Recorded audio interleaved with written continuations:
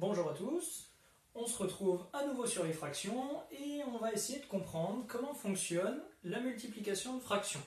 Commençons par représenter 2 tiers de ce rectangle. J'ai découpé mon rectangle en 3 parts égales, 2 tiers c'est prendre 2 parts, je vais prendre ces deux-là. Voici 2 tiers, ici en jaune, du rectangle de départ.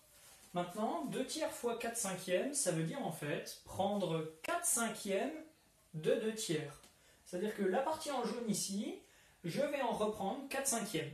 Donc il va falloir que je découpe en 5 parts égales. J'ai découpé mes 2 tiers en 5 parts égales, 4 cinquièmes, il faut donc que j'enlève une part. Ici, on a représenté 2 tiers fois 4 cinquièmes. Pour comprendre comment fonctionne la multiplication, il faut savoir ce que représente, en termes de fractions, ce qui est ici en orange.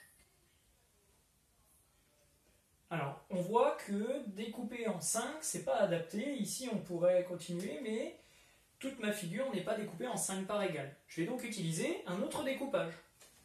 Je redécoupe mes bandes orange en 2 parts égales. Voyons ce que ça donne.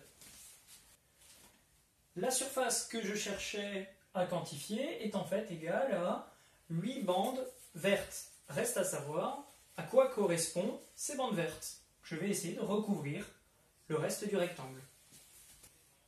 Au final, je remarque qu'il me faut 15 bandes vertes pour recouvrir entièrement mon rectangle. C'est-à-dire qu'une bande verte représentait en réalité un 15e. Il y en avait 8 pour représenter la surface orangée. Ça veut dire que ceci est égal à 8 sur 15. L'opération correspond donc à ce que l'on peut intuiter, c'est-à-dire on multiplie les numérateurs entre eux, on fait 2 fois 4, et on multiplie les dénominateurs entre eux pour faire 3 fois 5.